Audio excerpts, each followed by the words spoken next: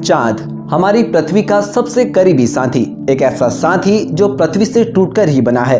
वैसे तो साइंस की बदौलत आज हम चांद के बारे में बहुत कुछ जानते हैं, इसीलिए इंसान वहां जाकर रहने का सपना भी देख रहा है। लेकिन फिर भी चांद से जुड़ी कुछ चीजें ऐसी हैं जो अब भी रहस्य बनी हुई हैं। जैसे ये बना कैसे, पृथ्वी के लिए ये क्यों जरूरी है, और अगर ये ना हो तो पृथ्वी का क्या होगा। तो चलिए क्यों ना साथ मिलकर इस यात्रा पर आगे बढ़ें और इस प्रयास के द्वारा इन रहस्यों की तलाश करें। वीडियो को अंत तक जरूर देखिएगा। अच्छा लगे तो लाइक और शेयर के साथ ही चैनल को सब्सक्राइब करना भी बिल्कुल मत भूलिएगा। आइए शुरुआत करते हैं। 23 अगस्त 2023 भारत के स्पेस इतिहास का सबसे ऐतिहासिक दिन। चंद्रयान 3 के तहत इसी दिन भारत ने पहली बार चांद की सतह को चूमा।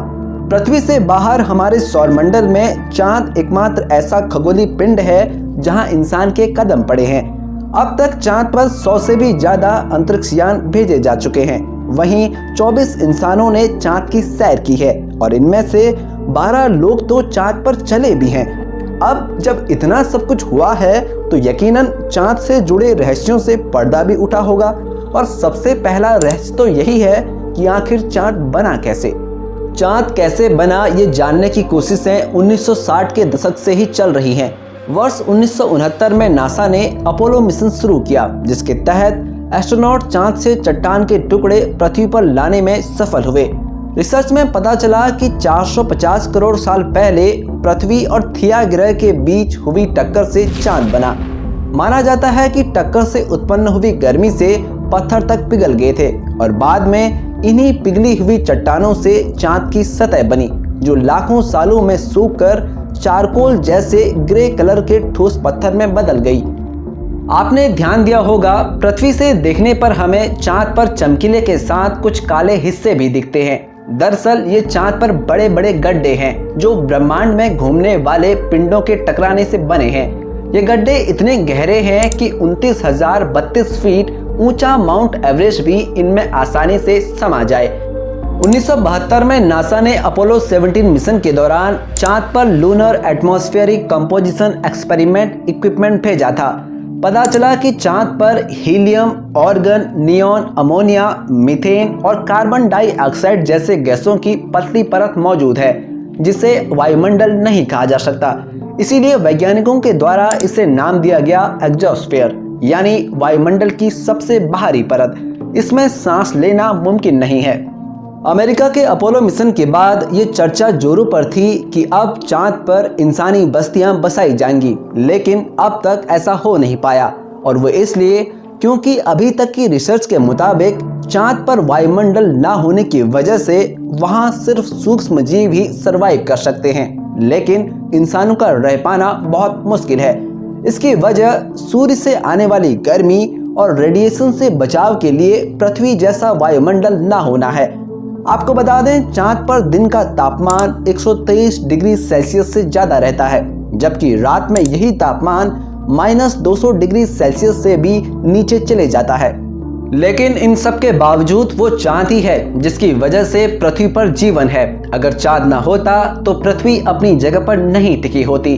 चांद की ग्रेविटी की वजह से ही पृथ्वी अपने अक्ष पर 23.5 डिग्री झुकी हुई है, और चांद ही है जिसकी ग्रेविटी की वजह से पृथ्वी पर हाई टाइड और लो टाइड यानी ज्वार और भाटा आते हैं। इतना ही नहीं, इंसानी सभ्यता शुरुआत से ही दिन और महीने का पता लगाने के लिए चांद पर निर्भर रही है।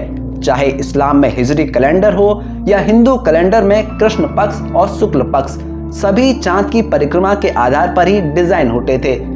चीन, north Korea, south Korea, Malaysia, Indonesia, Singapore और फिलीपींस जैसे देशों में तो लूनर न्यू ईयर मनाया जाता है। 1969 से 1972 के बीच नासा ने चांद पर 6 अपोलो मिशन भेजे। अपोलो 11 मिशन के तहत नील आर्मस्ट्रांग ऐसे पहले इंसान थे जिन्होंने चांद पर कदम रखा। अपोलो मिशन के तहत ही कुल 12 लोग चांद पर गए और ये सभी अमेरिका के थे। वैसे तो 1972 के बाद भी अब तक कई मिशन चांद पर भेजे गए हैं, पर ये सभी मिशन विदाउट ह्यूमन के थे। लेकिन इतने सालों के बाद एक बार फिर से अमेरिकी स्पेस एजेंसी नासा अपने इतिहास को दोहराने की कोशिश में है। नासा इस बार आर्टेमिस मिशन के द्वारा इंसानों को चांद पर भेजेगा और अगर सब कुछ प्लान के मुताबिक रहा तो वर्ष 2025 में नासा फिर से इतिहास रचेगा। नासा के अलावा कई दूसरी प्राइवेट कंपनियां भी हैं जो चांद पर लोगों को लेकर जाना चाहती हैं और इन सब में एलन मस्क की स्पेसएक्स कंपनी सबसे आगे है। स्पेसएक्स ने फ्यूचर में इंसानों को चांद की सैर कराने के लिए स्टारशिप नाम से स्पेसक्राफ्ट बनाया है। दावा है कि इसमें एक साथ 100 लोग चांद पर जा सकेंगे। इतना ही नहीं, चीन ने रूस के साथ मिलकर वर्ष 2035 तक चांद पर जॉइंट बेस बनाने का ऐलान भी किया है। यानी चांद भले ही आज हमसे दूर हो, लेकिन एक वक्त ऐसा जरूर आएगा जब लोग आसानी से चांद की सैर कर पाएंगे। तो कैसी लगी हमारी ये वीडियो आपको, हमें कमेंट करके जरूर बताइएगा। मिलते हैं किसी नेक्स्ट टॉपिक के साथ, तब तक आप अपना बहुत ख्याल रखिए। टेक केयर एंड धन्यवाद।